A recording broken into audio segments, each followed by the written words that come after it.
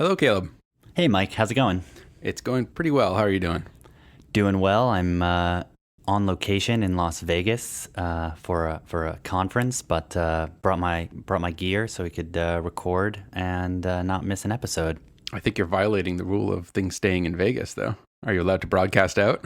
That's true. That's a very good point. I don't know. I'll have to check with the front desk and ask them. What are you drinking tonight? I'm drinking an Old Pal. It's kind of a Negroni variation. It's a bright red and a bit bitter, but very tasty. All right, nice. How about you? Are you drinking anything in your Vegas area? I am drinking some coffee.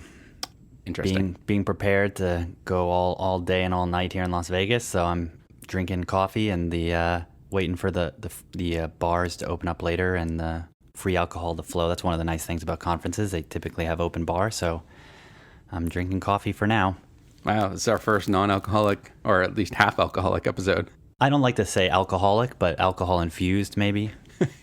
An infused tincture of a podcast. Exactly. So what do we want to talk about tonight? I was thinking we could follow up on the Model 3 announcement and kind of talk about what we've learned since then. I mean, other than, I think we've touched on the increasing reservation count, but beyond that, like, what are the bits of information that we've been able to glean, or stuff that's trickled out through I guess there was the tweet storm from Elon Musk, then other information that's trickled out here or there, and how that's making you feel about your reservation, and just what's been striking you about the information that's come out. Yeah, that sounds good. I think the first thing, right, is that the unveil was actually pre-announced to be part 1 of 2. So, like all good movie trilogies, it was pre-announced that there would be multiple components. This one's just two-part. So the night before the event, Elon Musk reminded everyone on Twitter that what we had seen about a month or so ago was just part 1. And I quote, "Part 2, which takes things to another level, will be closer to production." So that got the whole internet a Twitter over that comment the first time, because people were just super intrigued that, like, what are we going to see for the unveil? Because originally they had even said that they were still debating in the conference call before the unveil what to show, how much to show. Would they show a real car? Would they just talk about it in generalities? So we obviously now know that they showed some prototypes of the Model 3, but they were very coy about the interiors. But there is definitely very little concrete information about the vehicle beyond the 0 to 60 time being under 6 seconds, the range being 215 miles, and that the general body style was the design intent, and that the center console was going to have that 15-inch display. But from many of the people who were actually inside taking test drives, they were told that the dashboard and many of the interior finishes were not set in stone, that the drivetrain, which we found out just a few days ago from the Q1 call, was actually a production level drivetrain, but they wouldn't say the exact specifics of the drivetrain. So there's still a lot to unpack and talk about to what do we really think is going to come in this part 2. So maybe we could start with sort of what are some of those table stakes things that we have found out about through Elon Musk's sort of tweet storm. What were some of the things that stood out to you that he had talked about? Well, the focus on the aerodynamic coefficient I thought was weird. When he was tweeting about that. That just seems unusual to me. Weird how, though? Like that he's mentioning it, or that it's important? I don't know. Maybe it's just because the number doesn't mean much to me. Like, what does a 0.21 mean? I don't know. It looks like an aerodynamic car. I'm assuming that they're trying to make it as aerodynamic as possible to make the battery go as far as possible. So it seemed like, I mean, he was responding to someone's question, but it seemed like it was some sort of like engineering question that was popping up that was kind of going right over my head. Yeah, I guess I think the hope, if they hit that number, it would be the most aerodynamic production car ever. There are some cars that have been shown off that may have a higher, or I guess a lower drag coefficient of drag, but it would best the Model S And obviously, like you mentioned, the important piece there is that the aerodynamics for an electric vehicle are even more paramount, since the energy you use fighting wind is really, really a big part of it, especially at highway speeds. And so you don't have that gasoline backup to really push you along. So range is huge.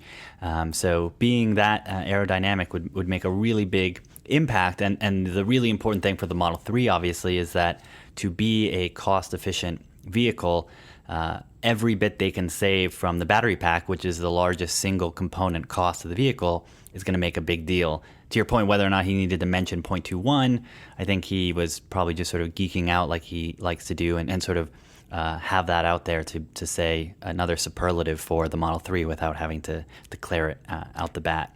Yeah. I think it's interesting that they still make it look like a car, though, because whenever you see the car, the extreme like miles per gallon cars, like the solar cars and the cars that get like 500 miles a gallon, they have like the covered wheels and stuff too, which make them look kind of wonky and don't look as sporty as a Tesla looks. So it's like they could be doing a little bit more, but they're preserving the still having that sort of sport sedan mystique.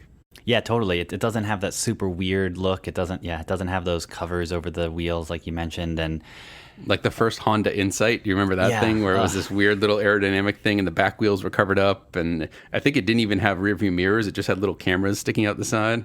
Yeah, apparently that's one of the big last holdouts for more and more aerodynamic vehicles is side view mirrors. Those things sticking out are hugely bad for drag, and that they want to put cameras in there. And actually Tesla's signed some sort of letter to the US government indicating that they want to eliminate them, banding together with a bunch of different automakers wanting to have cameras because they could be much, much smaller and not have those, and have some other indicator on the side for the driver to be able to see what's going on. So yeah. Is it like a reliability thing? Is that why there's some sort of... Is there a regulation that says you have to have like a physical mirror there to see backwards? Yeah, apparently they're not allowed yet. They won't be approved. And I think it's probably a safety concern and reliability that, if the camera went out, it wouldn't, you can't drive without a side view mirror. So, well, I do see a lot of people who've cropped them off on telephone poles and walls and they still drive around. So, yeah, I guess ignorance and skirting the law as an individual is a little bit easier than being the manufacturer. Yeah, well, and we'll table the humans are bad drivers discussion for our upcoming Autopilot episodes. I guess the other couple things that were interesting, I suppose, that they continue to tweak all the front end and all the little details. And as we heard on the call last time, that they were only 6 to 8 weeks, and that was a week and a half, 2 weeks ago now, from finalizing the design and engineering. So they should be pretty well pencils down very shortly. So what's interesting is that there's still a lot unknown, and I thought maybe we could start with talking about what are some of the baseline things that we need to know about still that we don't know that we need to talk about before it's available. Like what are things people are going to need to know to make a buying decision for those who still don't know what they want to do and figuring out what they want to option, because we got the base price, but we don't know anything about the other options. So maybe talk a bit about what we think could be coming down the pike in terms of that. Yeah. So what is Tesla's current packaging strategy? I don't know if that's the right word, but you know how whenever you buy a standard car, you've got like a sport package or performance package. You've got like a dizzying, especially if the last car we were looking at was a BMW, and it had a dizzying array of options and packages, and some options include some packages, or packages some include some options, and it was incredibly confusing, and we needed like a spreadsheet to figure it all out. Do you think they're going to go with something like that where it's incredibly customizable, or is it going to be more of a Apple approach where there's like 2 models or something and you just kind of pick the one that is best for you? Yeah, I mean, based on the way they're currently selling the S and X, I think it is going to be more like that BMW experience you described, mainly because people have very different preferences for the options. And automotive options, unlike Apple options, are way more expensive relative to the sort of their intrinsic value. Famously, the upgrade for premium sound can cost you thousands of dollars. And if you were to imagine getting a multi-$1,000 sound system in your home, you'd have one of the best sound systems around. But in your car, it's a marginal upgrade. And so, the options in most of these cars are profit and margin generators at their core. And so to allow the most customers to package their car in the most option-ridden way, they tend to split them out. Tesla has taken an approach where in the way that you build the S and X, you begin with choosing the pack size. So the battery pack size is sort of your first decision point. And so we expect that the Model 3 will have multiple pack variants. We now know that the base pack will be less than 65 kilowatt hours, which is smaller than any other vehicle they currently offer. They currently offer a 70 kilowatt hour battery pack on the S and a 75 kilowatt hour battery pack on the X. So 10 or 5 kilowatt hours lower than any of the cars they offer now will be the base. But it's expected they will offer higher battery pack options. So we're not sure yet which sort of increments they'll choose to go in. But for efficiency's sake, I would expect we sort of use some similar packaging. But one of the things I've been seeing some folks talk about that I think some folks are overlooking is that the chassis design for the S and X are the same. So the battery packs can be the same shape and are interchangeable. And that's why they're standardizing on the 75 kilowatt pack and the 90. But the 3 is a different design. And so they won't be able to share, they won't have pack compatibility with the S and X. So they really could choose whatever density packs they want. So I mean, I think it's still up for debate, but probably a 50-ish watt will be the base, and then something around 65 or 70 for an upgrade, and maybe something into the 80s for definitely over 300-mile range, which would be one of the first sort of rated ranges above 300 that Tesla offers, assuming they don't come out with a 100 kilowatt hour pack for something else. So first you pick the battery pack. So I think that's the first big option. And that is distinct from any of the other option packages. Then you get to choose if you want all-wheel drive or just rear-wheel drive. The default will be rear-wheel drive, which is also the default for the S, but the X is four-wheel drive, all-wheel drive all the time. Does Tesla have individual motors for each wheel, or is there a shared motor for the two wheels? Do you know? Yeah, so there are two motors in the all-wheel drive configuration, and it sits at the rear axle and front axle in between. And okay, so there's still a differential between them? Yeah. So they're not yet at a four motor config, but there's no mechanical linkage between the two, the front and the back, where if you think about an all-wheel drive internal combustion car, it's the same engine powering both, and then you've got the drive shaft going behind the vehicle, underneath the vehicle down the core, and so that one engine is actually providing for both, and so its ability to actually spin at different at different RPMs and put out horsepower and be optimized is different. So in the in some of the configurations, the front motor is smaller than the rear motor, and in some configurations it's the same two motors. So that'll be an option, and that's been confirmed by Elon that there will be all-wheel drive options, but rear-wheel drive is the default. So that's a paid upgrade to choose to upgrade to that, and he said that will be less expensive than the S upgrade for all-wheel drive. So that's a slight hint that the options you see now for the S and X, if they offer those, they will be less expensive on the 3. Which I think is a good sign and hopefully makes some sense for them that it is appealing to a more cost-conscious consumer. And, if you want to sell these upgrades, you got to be a little bit more price sensitive. So that gets you the core of the options for Tesla. And then the secondary options come in upgraded sort of luxury package, interior package, which has different lighting, which can have the autopilot. And then they've got a technology package, which has autopilot in it as well. And then they have the ability to do air suspension, which I believe is still separate. And then a premium audio, and then seat configuration if you want different seating configurations, and then paint upgrades. So they have different paint colors. Some of them are premium paint upgrades. Some of the leather, all the leather options are premium upgrades. Okay. Yeah, so they have a full gamma of options, and I would expect we'll see almost all of those for the 3 as well, because they can. Do you think autopilot's going to be an option, or do you think that's projecting 2 years out when they start getting in people's hands? Is that going to be like a defining feature of a Tesla?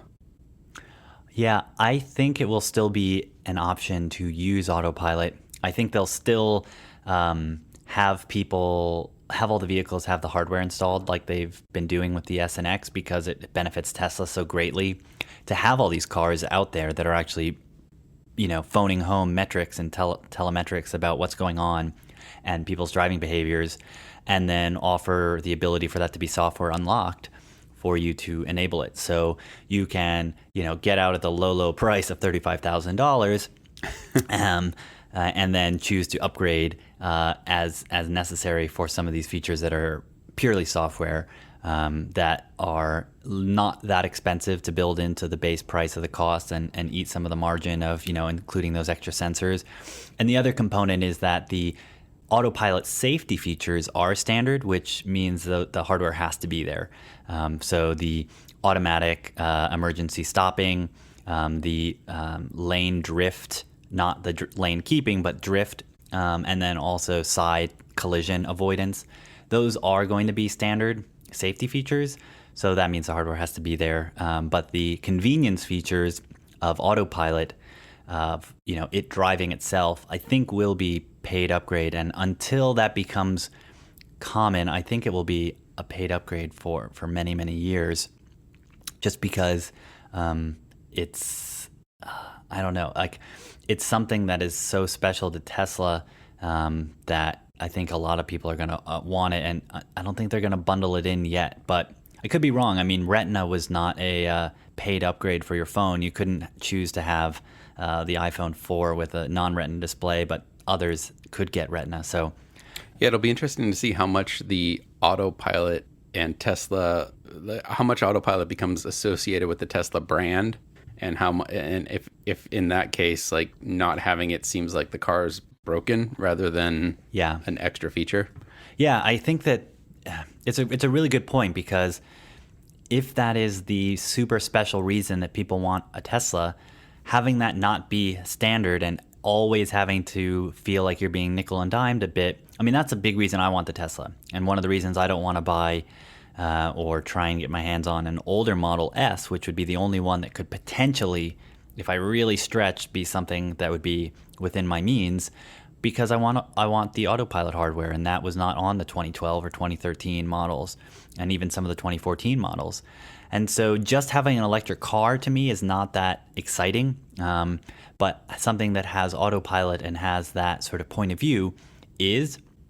And so I'm certainly going to upgrade to make sure that the car, if I get the 3 soon when it comes out, I'm definitely going to make sure that it has autopilot as a feature that I can use. So I would bet many, many, many people who are going to buy the 3 are going to get autopilot. So I'd be really curious who doesn't at this point, who wouldn't want that option.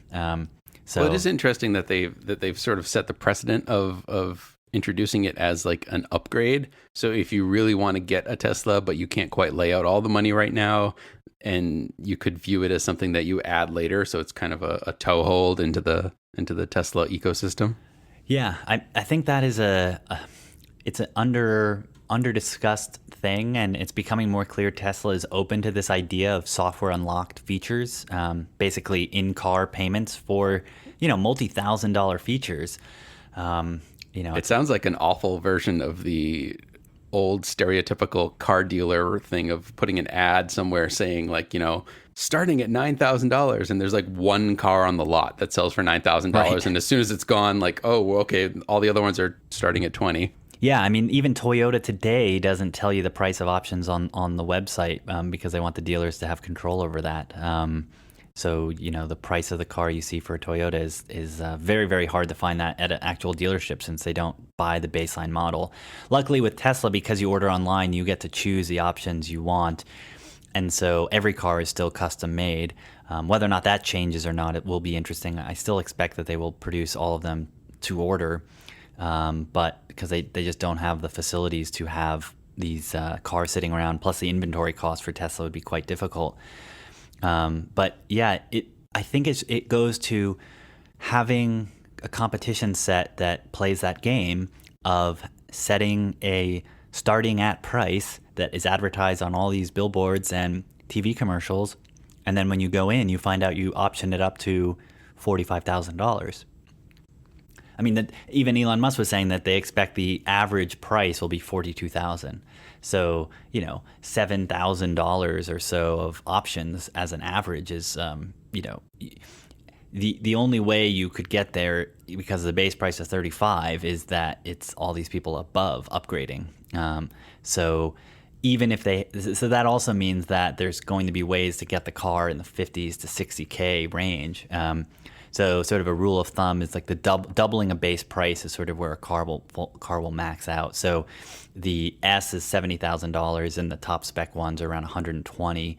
And so those don't quite hit that range, but you can potentially get it up to 130. So 35 would put you around 70K. So it's foreseeable that you'd get there. I mean, an Audi A4 with their Premium Plus and their leather and sunroof and LED lights and all-wheel drive and upgraded sound is $47,000.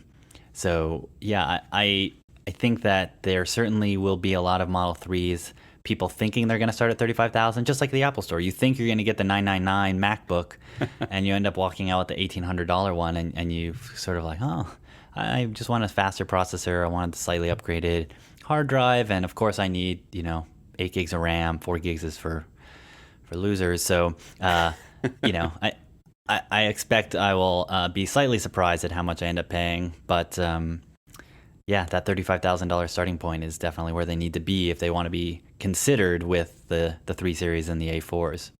Right. So what else? What struck you in the subsequent information downloads?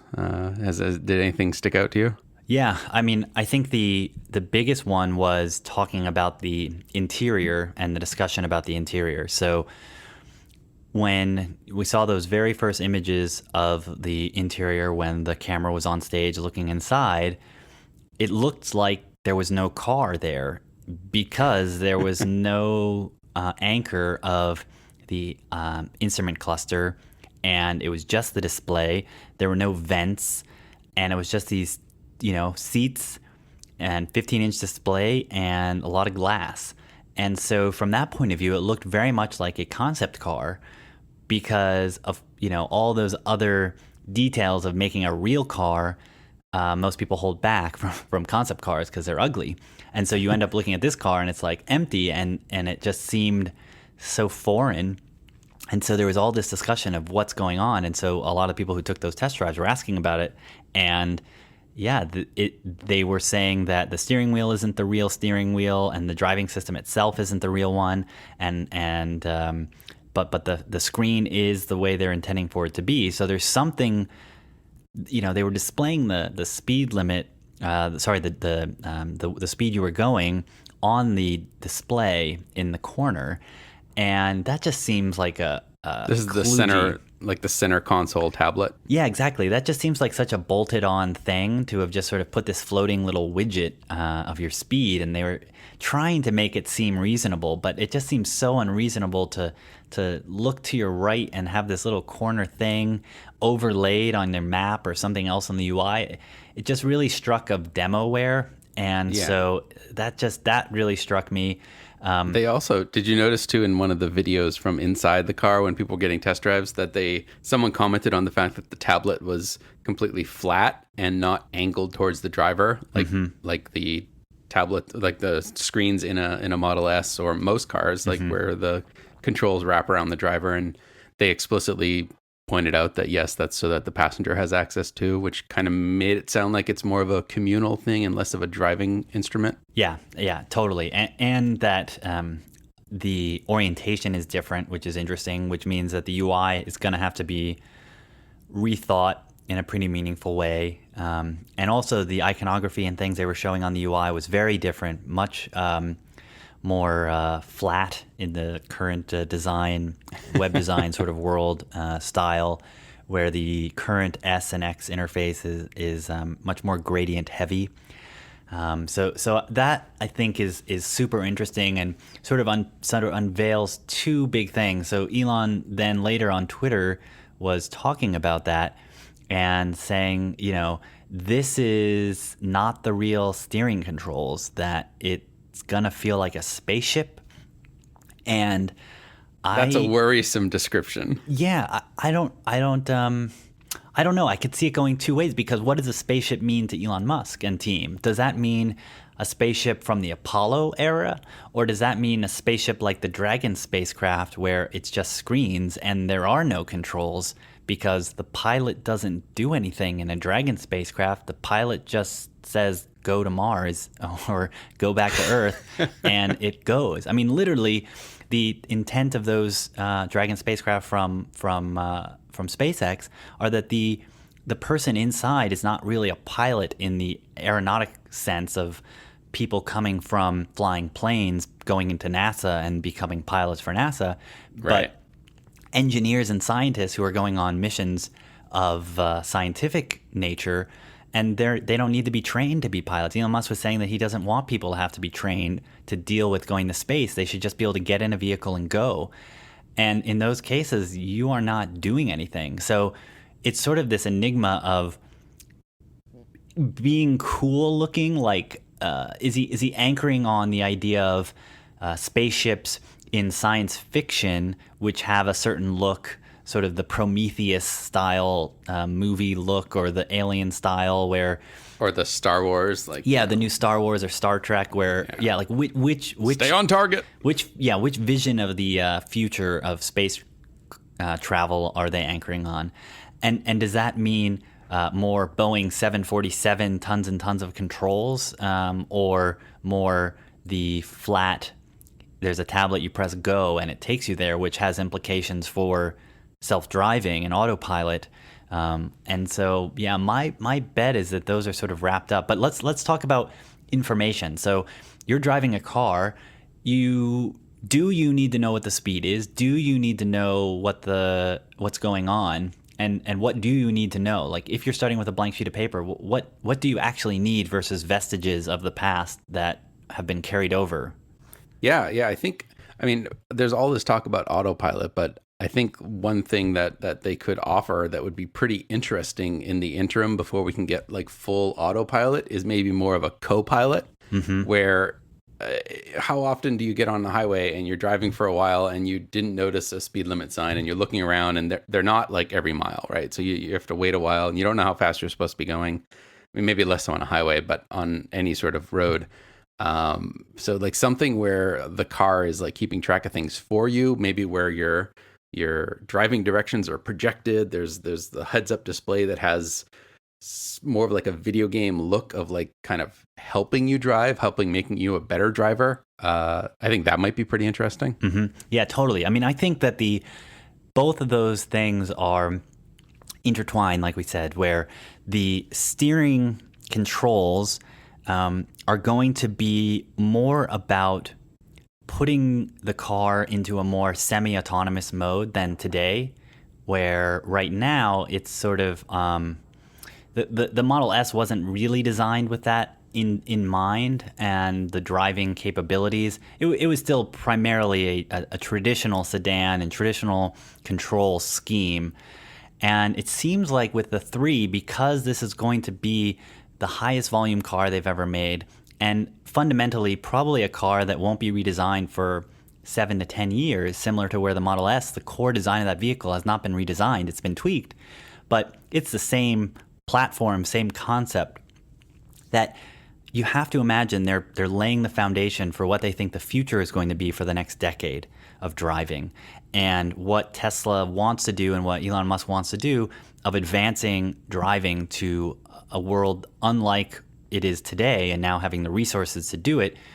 I think the Model 3 is going to be the first vehicle that really pushes the boundaries of what it means to be driving in a car. And because they don't have the legacy of all these existing customers like a Chevy or a Ford or a BMW who are older, ingrained in driving, like driving for different reasons, that the Model 3 will be the first car really designed for this new age and wanting to attract people who are interested in buying into that. So what does that mean?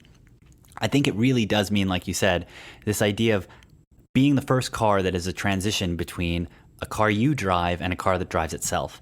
And because Tesla is taking this iterative approach of going from a car you fully are in control of to a car that protects you in events when you are not being the best driver in the world or other forces, other vehicles are encroaching on your safe driving path, the car will take control, to a world where on the highway, similar to an airplane in its main cruising altitudes, driving itself, highway driving, to starting to be able to navigate you and actually move you around, that a vehicle that starts to do that, you aren't in control of the speed. So what do you care what the speed is?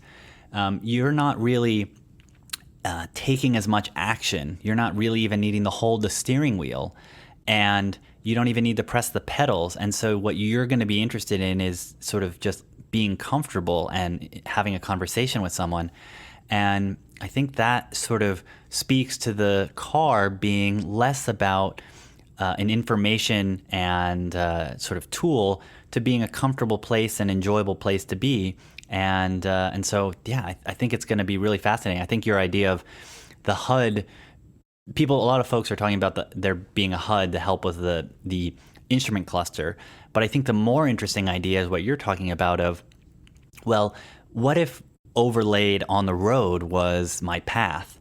And in the beginning, it's the path that the navigation system that Tesla's building with all the map data they're collecting from Autopilot believes I should be on, and the path that the Autopilot, when it's on, is taking, so that I can be proactive in controlling that and making sure it's going the right way. And when I've said I want to go to this particular place and it doesn't take the exit correctly, I know I need to take control because it's going to keep on going down the highway and showing me when Autopilot's on, when it's safe, where other vehicles are. That all seems so much better suited to be this sort of augmented reality experience on the windshield than in a small LCD that is basically replicating the roadway. Why don't you actually just project it onto the roadway itself? Right. I mean, anything that they can do that makes you a better driver, I think is pretty interesting. And as far as I know, a pretty good differentiator. Like, I don't think anyone's doing anything like that right now. Yeah, I mean, there's some companies that are doing HUDs, but they are going the very sort of 1+1 approach of, okay, well, let's put some of the data that's already in the instrument cluster in your field of view. So BMW has a heads-up display that can show the speedometer, can show roadway signs, some of the navigation, next turns and things. It's even gone as low market as the Mazda 3, where at the $26,000 level, they've got the HUD inside of it. So even Jaguar has one. And so companies have been playing with HUDs, but it hasn't been a transformational component of car interface yet because it hasn't needed to be. It hasn't had to be so good that it is the primary mechanism for getting information. And it seems like Tesla may be taking the approach of we're just going to do it so much better that it will fundamentally be good enough, similar to the way that touchscreens existed, but the resistive touchscreens where you have to push hard like a Palm. We all had touchscreens, but they were terrible. And so the applications of them were spotty at best and not really ready for prime time. And only with the capacitive touchscreen and a lot of the work that Apple did to commercialize that. Was it really ready? So I could certainly imagine that Tesla is capable of that, and so that's one big piece. And then I think, to your other point, the other big component is going to be Autopilot 2.0, and both from a sensor suite components, where I think the Model 3 will have enough cameras, enough radar to be capable of fully autonomous driving, because the sensor suite, which we'll talk about in the future, those will be capable by the time the Model 3 needs to come to market. And the sensor suite is the simpler part of the equation. And the thing that is a really hard part is the drivable path information, and knowing where the car is in the physical world and what paths it should take and interacting with other cars. But luckily, that is mostly software. And so if the Model 3 has enough sensors, it will have the sensing capabilities, the same way that a newborn baby is born with the sensing capabilities to navigate the world. They just aren't capable of it, and their brain needs to improve and develop to actually process that sensor information in their brain. So I think that'll be the state we're in with the Model 3, and why the Model 3 Part 2 unveil will be so epic from Elon's sense, that he gets to show off what the intention was for the Model 3. And they were surprised at how many people were interested in it already, because the specs they released were the traditional electric car level specs: speed, range, and general look. But right, and none of it seemed like weird. Like, it seemed like a logical shrinking of the Model S. Yeah, exactly. There was nothing special about it. It seemed very predictable, good predictable, like they didn't mess anything up meaningfully. Right. But the things that they didn't talk about yet, and they already expect would have a much bigger impact on people wanting to buy it. And also, he said on the call that once people fully understand our vision for the car, and I'm paraphrasing, and also get an ability to drive it, do a test drive, they'll be really blown away. And so why would you need to do a test drive of the 3 that would be so special that would make you want to buy it? It has to be something about driving the vehicle that will blow people away. So yeah, I'm really excited to learn more, and I think we'll hear about it a couple months before July 2016, because that's when they plan to do the volume production. But these cars. July 2017. Sorry, July 2017. Yeah. Oh, okay. Darn. Too excited. Yeah. So I think it will probably be a few months before then, because that's when they're intending to do volume production. So as soon as they have some of those early cars coming off the line, they're going to want to start delivering those to folks.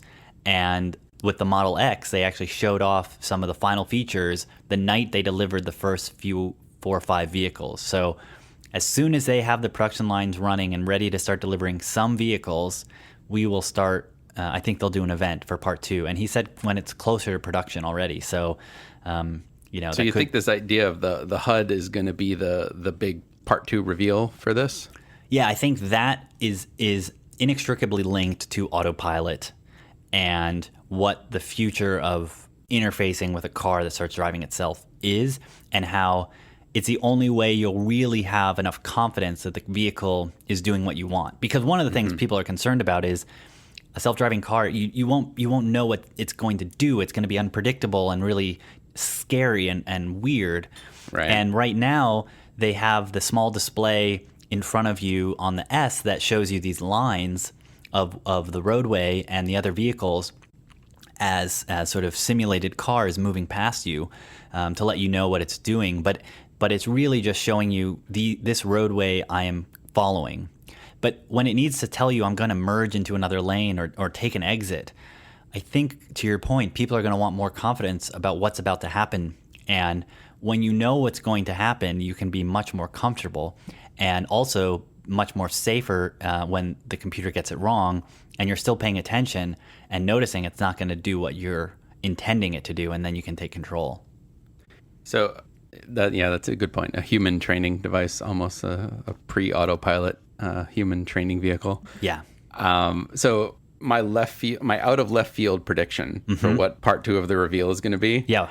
Is in addition to that. I mean, I think that's a given. I really do think that's going to happen. I think that I guess following up on this, it being like sort of training wheels for autopilot, is I think that Tesla is going to either build or acquire a company that has like a virtual assistant type thing. There was in the news recently, this past week, was the founders of Siri that Apple bought have created a new company called Viv. All right. Yeah. Amazon has Alexa. These personal assistants that you interact with your voice. I think Tesla, this is my out of left field prediction, is that they're going to put something like that in the car. So you will actually speak to your Model 3 and you'll start trusting it because you've interacted with it and it becomes sort of an entity. Like, I don't know what its name would be. Jarvis. It's got to be Iron Man. Jarvis. Okay. Wait, Jarvis. Yeah, because isn't that's the Iron Man one? And he is the modern day Elon Musk is the modern day Tony Stark. Okay, so naming issues aside, I think that there's going to be some sort of, which also lends itself to there being like few controls and just a tablet. I think it's going to be more of like a sort of getting to the Michael Knight like kit phenomenon where you've got a car that you're interacting with. Yeah. So that's, I don't know, that's my crazy out of left field prediction. Well, and what's funny is you can name the car. So you can already name the car in software. So it may be that you just talk to it and you tell the car like whatever you've named it, you just talk to it and instruct it. But yeah, I think that's a really good thing to start to give the car a personality and anthropomorphize it a bit so that you feel like it is doing things for you and not just a machine that is unknowingly doing stuff where you have a relationship with it and you start to build some sort of trust with it. Right. Obviously, the challenge is that I don't know about you, but I don't use Siri much more than for doing big calculations and setting timers. So hopefully they pick a partner that can really do a ton. Well, and I think it's the context too. I think if you're driving, you can't be fiddling around with controls and stuff like you can with on your phone. Often it's just easier to use your phone than to use Siri or Google Now or whatever it is that you're using. But if you're in a car and you're driving, or 90% driving, depending on how much help you're getting, I think that becomes a lot more interesting. Well, and you don't have the stigma of talking out in public, right? You're in your car. Right. Most of the time it's just you, and then it's you and your family. And so talking to it is not that weird social stigma of trying to talk in a public place to your phone and seeming like a crazy person.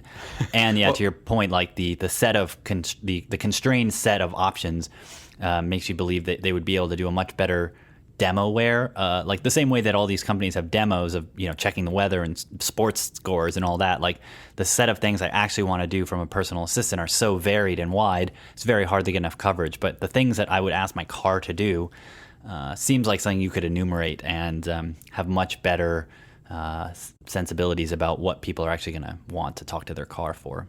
Yeah, definitely. And you already have computing power built in. You already have Bluetooth microphone and speakers for taking wireless call or cell calls. And it's all software enabled already. I mean, all of these things for the Tesla are already in the touchscreen interface. So it isn't as if they need to wire up all these things to a smart assistant also. They're already there. So this is just a new input method that happens to be voice. So yeah, I think that's a really good. I think that would be definitely on trend with what's happening, and I would expect they would have been thinking about that because Ford already has that with Microsoft, with their Microsoft sort of sync rather, and yeah, I don't think their voice controls right now are that great, so they haven't pushed on that field very much yet, and I think that makes a lot of sense, especially if you're not.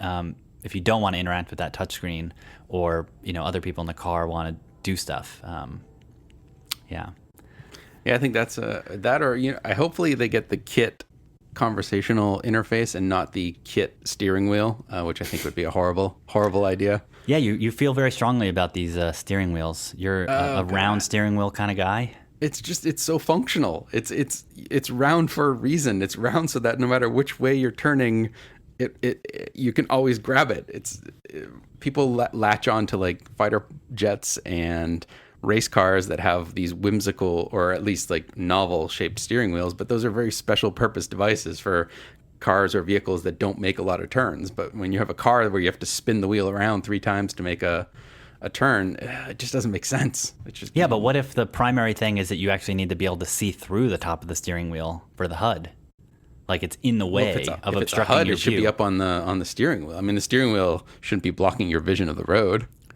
But it does. I mean, it does a little bit. Like it does block some of the windshield. Usually, it just blocks your view of the instrument panel. Like that's usually the problem, and they usually try and keep it open enough to do that. My car kind of, depending on your height, it blocks like the I think above 80 miles an hour. I can't really see how fast I'm going, which isn't usually a problem in my Volkswagen Rabbit. But I guess it just depends where they're going to end up projecting, how low on the windscreen they'll project. What's funny, I just think it's dangerous. Like, if you're taking a turn and all of a sudden you're doing the hand over hand to take a turn, and then all of a sudden there's no wheel there, then you've just lost control of your vehicle on a turn.